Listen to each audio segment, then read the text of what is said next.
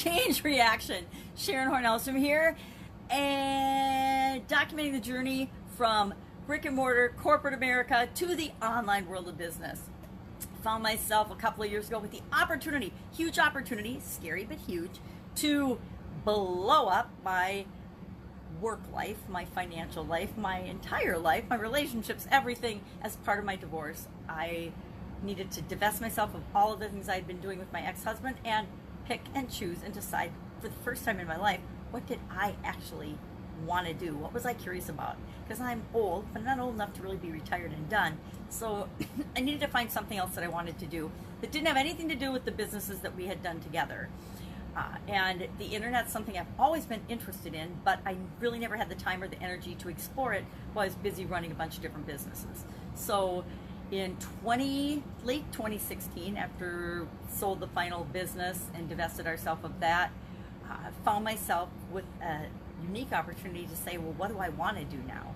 And I decided I would take advantage of the opportunity to explore the online world.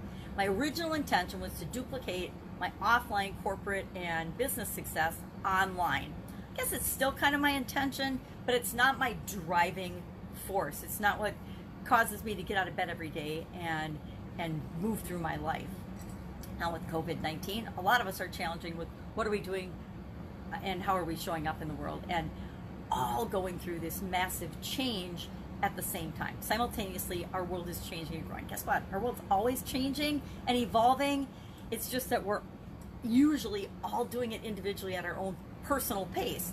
Well, right now, we've been thrown into a situation where millions and millions of people are simultaneously having to go through change and challenges, and it's having a definite impact on the world and how we feel and how we interact and how we respond with one another. It's in some ways really good, in some ways not so good. I'm finding that sometimes people are just not as kind and understanding and patient as they used to be. And that's because people are under huge amounts of stress and strain right now. Me included, but not so much. I don't let it bother me so much. But change reaction, I entitled this today, change reaction, because we're talking about that in the Get Up and Go Challenge. Day 6 of the 30-day free August 2020 Get Up and Go Challenge on the Get Up and Go Challenge page. And at 11 a.m. we do a lesson every day to help. My intent with that challenge is to help people install in themselves a way of dealing with challenges and change and obstacles and failures and whatever pops up in their life in a way that always serves them and makes sure that they're better off after that challenge and that situation than before, and sooner rather than later. I mean, in the past I've had challenges that I had to work my way through and figure out, and it took me in some instances years, if not decades, to learn the lesson and actually deal with that particular change or challenge that I had. You know, right now I'm still dealing with my divorce and the impact and the ramifications of that. Now, I don't want it to take me years to figure out, right? But there's other changes and things that have literally taken me years to work through and figure out. Had a sudden cardiac arrest in 2010. I'm pretty much worked through that, but every once in a while something will pop up to remind me that I need to pay attention to my health. I need to make decisions and choices that always put my physical well-being as a foundational way of ensuring that I'm here to have energy, that I'm here to show up, that I can continue to do the things that I want to do and serve in the ways that I want to serve. So change, it needs to be something that we as human beings interact with, because it's inevitable. Change is as inevitable for each and every one of us as death, right? We're all going to die someday and cease to exist on the planet, but we don't have to live through that. But we do have to live through and figure out and determine how we are going to respond and react to the ever-changing world in which we live. And we can do it in a reactive, I don't have any control way and focus on the problems and how life isn't fair, or we can focus on what we can control, what we can change, what we are capable of doing. And that's different for each and every one of us. So the purpose of the challenge is to make sure that every person knows with 100% certainty that they can be better off after any kind of change or drama or trauma or thing that happens in their life than before, if they decide to. And then to install that as a foundational way of being so it becomes automatic. So many things we struggle with because we don't install them in our life and let our subconscious take care of them for us. One of the things that comes to mind is, everybody always teaches, think positive, just every time you have a negative thought, turn it to positive. Well, guess what? We have an average of 80,000 thoughts a day. So tell me how on earth any one individual is going to take any of 80,000 thoughts and make them positive. You might catch yourself once or twice a day thinking something negative and say, oh, darn it, I don't really believe that, I want to think positive. But that's still 78,998 times, or 79,998 times that you're going to miss those negative thoughts, and they're just going to keep playing in your head and playing in your mind. We are so inundated and surrounded by negative messages and things that it's impossible for us on a conscious level to ever expect that we could do anything with that unless we install and we have some foundational systems that we use automatically. We put them in our subconscious to filter out some of that nonsense, to filter out the things that don't serve us. So that's why change reaction came to mind today when I'm like, yeah, we need to know, number one, how do we respond to change right now? How are we reacting? How do we respond?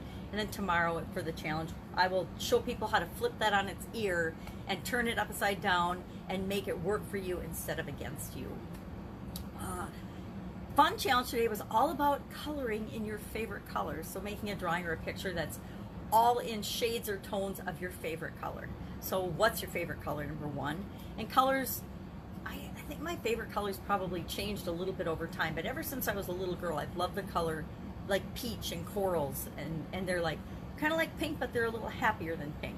So, and a little, I guess, a little less girly and a little more tomboy than pink. So peach, I would say, was my favorite color. So sometime today, my granddaughter and I will make an all peach drawing. I guarantee she will make an all purple drawing in shades of purple, and then we'll share that on the fun challenge today, because doing one fun thing every day is very, very important for our sanity during times of massive change. And I don't think there's a person on the planet that would say we are not going through, as humanity, a massive global change right now with respect to COVID-19. And I will call it, I don't call it anything, I call it COVID-19, or the virus. And guess what? This is something we're going through, but I hope we're all learning huge lessons from it. Because if we think it's never going to happen again, we're absolutely positively deluding ourselves. So one of the biggest gifts I think that COVID-19 has given all of us, whether we appreciate it or not yet, is the wake-up call to say we need to prepare ourselves in our lives for handling changes, for handling challenges, and knowing that they're always going to come. I know that I used to believe when I was younger, oh, if I just have enough money, if I just make enough money, if I'm just rich enough, everything will be okay. And lo and behold, as I made more money, as I had more resources, what did I find? I still had challenges. I still had changes to deal with. Stuff still came up, and a lot of times they were much bigger problems and challenges than when I was younger and when I didn't have the resources and the money and the things that I thought would be my saviors. So no matter where we are, no matter who you are, no matter what your situation, we need to be resilient. We need to know that we can make it through whatever we're faced with. If we couldn't, we wouldn't be faced with it. Up to and including whatever the lessons are for you. I obviously needed to know that I could beat death. I had a death experience, literally, not a near death experience. I had a dropped dead experience, yet I'm still here talking.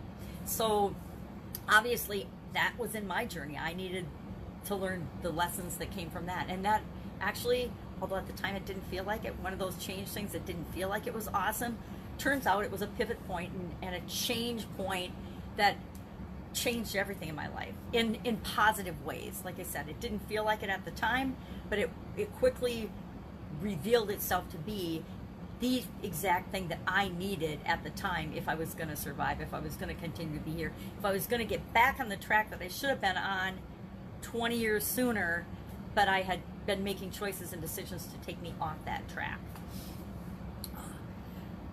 So Get Up and Go Challenge, Supersize Your Business Challenge today was all about, it's not a challenge, Supersize Your Business is just my business page where I share every day for 522 plus days, because I didn't start counting right away, an idiom. What does it mean? Where does it come from? And how might you be able to apply it and use it in your business right now?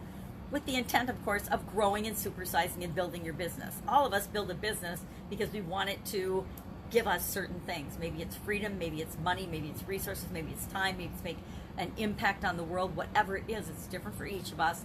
But generally it involves something bigger than ourselves. And to me, that's supersizing. I know supersize has this connotation of McDonald's and getting fat. That's just because somebody used it that way. Supersize is very cool. It means I want a bigger version of this. I want a bigger version of my business. I want a bigger, greater version of myself. And that doesn't mean physically bigger. It means bigger in whatever way is important to you. So challenges are obviously a big part of my life. I'm adding interviews to the challenge. I'm going to go and do a challenge segment on my podcast, and I'm going to have lessons, and I'll probably start grouping my challenges together under its own channel or something, and I'm adding interviews to that. I'm interviewing a very amazing person next Tuesday. I'm super excited about it. I had no idea until we chatted yesterday the extent of the challenges that this human has overcome. I mean, I look back and I think, no big deal, I'm fine. But if we compare ourselves to others, which I never recommend doing in a negative way, but in a positive way to help us propel ourselves forward, I just think, oh my God, I'm so glad that this man is still here with us and all the gifts that he's giving the world now. And had he not survived all these challenges he's gone through, he wouldn't be here, and the world would be, it would be the world's loss to have him not be here. So I'm going to start my interview series with him next week, and I'll probably go ahead and post the podcast and the interview the next day, so probably next Wednesday, and I'll start adding that as part of my podcast family, I guess. Again, looking for a different name besides Pajama Grandma. My podcast is Pajama Grandma Podcast, and since COVID started, I've kind of left Pajama Grandma on the side, with the exception of the 365-day fun challenge. I started that in Pajama Grandma. I actually started it 3 years ago with doing one thing every day that scares me, so I could get online and do videos. And then last year was all about doing one thing every day. I'm sitting here looking at it, I can't remember. One thing every day that makes you happy. I was thinking love, but I'm like, no, it wasn't about love, it was about happiness. So last year, Pajama Grandma did one video every day about something that makes you happy. Into this year, 2020, which was a great choice for this year, randomly picked it, but it turned out to be a really good choice, was to do one fun thing every day. So every day we just do one fun thing. But I've still been doing that under my Pajama Grandma persona. And I mean, it's me, it's Pajama Grandma's me. But I've kind of pulled out of my pajamas during COVID and just been focusing on Get Up and Go Challenge, helping people deal with change and challenges in the best way possible for them. That's it. That's all I've got today. Go out, make it an absolutely awesome, amazing, fantastic, and fun day, and I will be with you tomorrow. If I can help you in any way, ask. Ask while the getting is good. I keep saying I'm going to run out of time. I'm going to have to stop saying this, but right now, during COVID, I actually have a little bit of pockets of time.